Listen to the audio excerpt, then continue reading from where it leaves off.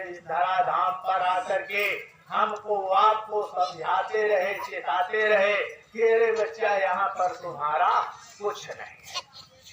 ना ये धरती, ना ये आकाश, ना बच्चे, ना कच्चे, ना मकान, ना दुकान, जल जंगल जो देखता माया का विस्तार, जो इन जड़ आंखों से दिखाई दे रहा है, ये सब माया का देश है। लेकिन हम आप इसको अपना अपना कह रहे हैं।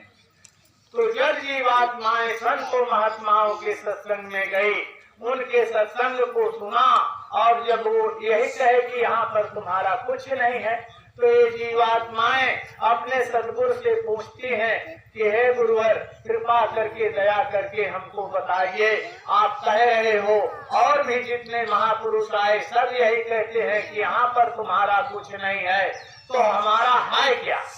जय जय जय गुरुदेव जी, सतगुरु संत कृपाल, और हम जीवों का नाथ मम, और सभी बताओ हाल।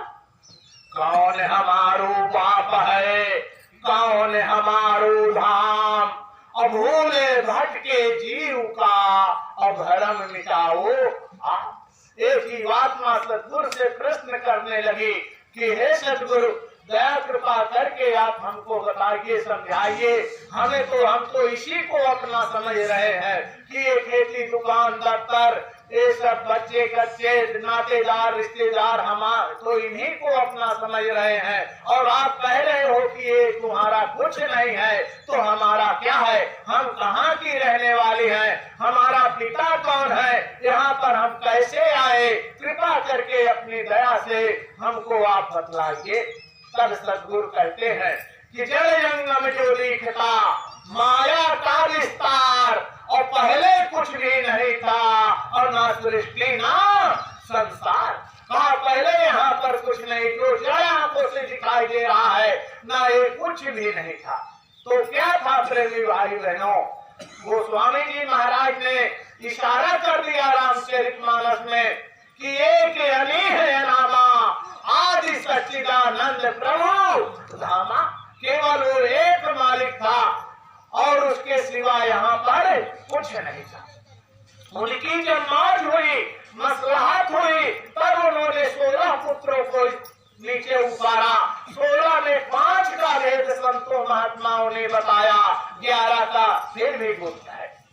तो वो 5 का भेद जब बताया, तो जो सबसे उनके छोटे पुत्र थे, जिनको हम आप काल भगवान कहते हैं, वो उनके मन में एक विचार आया, इच्छा हुई, वो रचना करने की सोचने लगे। तो ज्योति स्वरूपी ब्रह्म को इच्छा हुई एक बार, और रचना हो मृतलोक की, और नया बसे संसार। उनके मन में हिलोर हुई कि मैं भी रचना करूं, लेकिन तब फिर विचार करने लगे कि अगर मैं ये मकान तो बना दूंगा, ये दुनिया की रचना तो कर दूंगा, लेकिन जब तक इसमें रहने वाले जीवात्माएं नहीं मेरे पास मुझे प्राप्त होंगी, तब तक मेरी रचना करने का कोई मतलब नहीं है। जैसे हम आप घर मकान बनवा दें और उसमें रहने वाला कोई न रहे, तो उसका कोई मतलब नहीं निकलता। तब वो विचार करने लगे कि मैं जीवों के भंडार को कैसे प्राप्त करूं।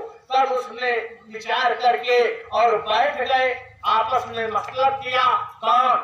ज्योति स्वरूपी ब्रह्म है और आद्या महाशक्ति, दोनों विचार विमर्श करने लगे।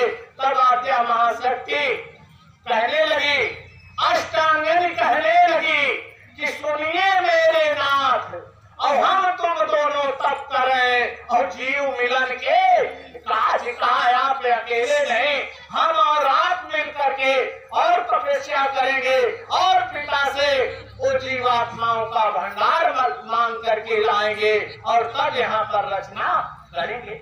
प्रेमी भाई बहनों, हमारे गुरु महाराज ने कहा, रे बच्चा, तप करते बहुयुग गए और देख तपस्या घोर, और सत्य पुरुष करतार ने और दया करी और करी तपस्या 12 महाकष्ट भय घोर पारा, उनको तब सहने पड़े नाना दुख प्रचंड, और युगों अविचल एक अखंड।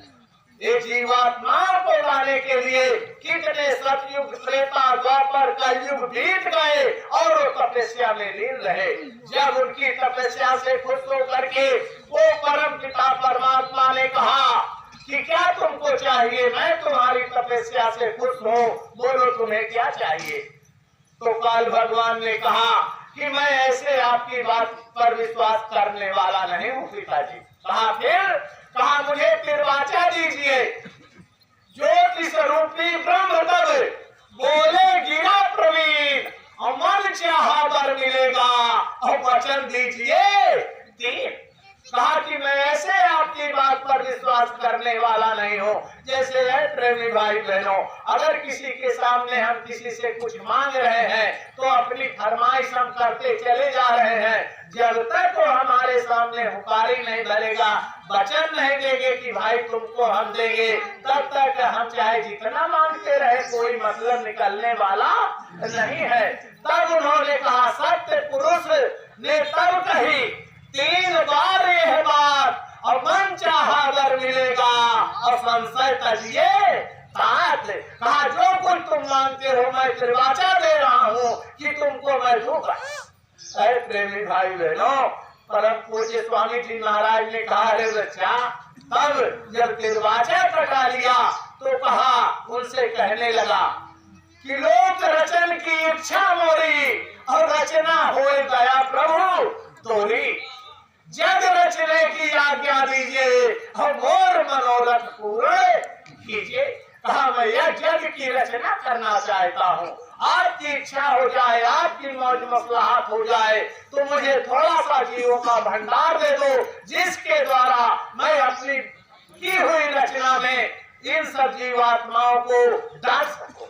हे प्रेमी भाई बहनों, जब इतना कहा तो मालिक बहुत तुम भक्त रह गए। जैसे हमारे आपके सामने कोई बात आ जाए ऑटोमेटिक तो हमारा कलेजा धक मार देता है, ऐसे ही हमारे परम पिता परमात्मा ने कहा, अरे तुमने ये क्या मांग लिया, और मैं वचनबद्ध हो गया हूँ, सेवा के रस में हो गया, अब तुमको तो लेना ही पड़ेगा, लेकिन तुम भी मुझे वचन दो। कहा कि ये मेरी जीवात्माओं को तुम लेकर के जा रहे हो, ले जाओ देता तुम्हें जीवों का भंडार, वापस दोगे कब मुझे, पर तो कौन करार। कहा मुझसे तो कौन करार तुमने करवा लिया, लेकिन ये मेरी जीवात्माएं कभी दुख का स्वाद नहीं चखा है, सदा आनंद सागर में, सुख के सागर में हिलोरे मारती रही, और इनको तुम ले जाकर के नाना प्रकार के कष्टों को दे दो, बताओ इनको वापस तुम कब दोगे। तो बड़ी होशियारी के साथ काल भगवान कहने लगे कि इनके लिए मैं तमाम प्रकार की रचना करूंगा, इनके खाने की, पीने की, सुख सुविधा सारी व्यवस्था करूंगा। अगर उसी को ये अपना समझ लेंगे तो बताओ मैं अपने बनाए हुए देश से इनको कैसे निकालूंगा।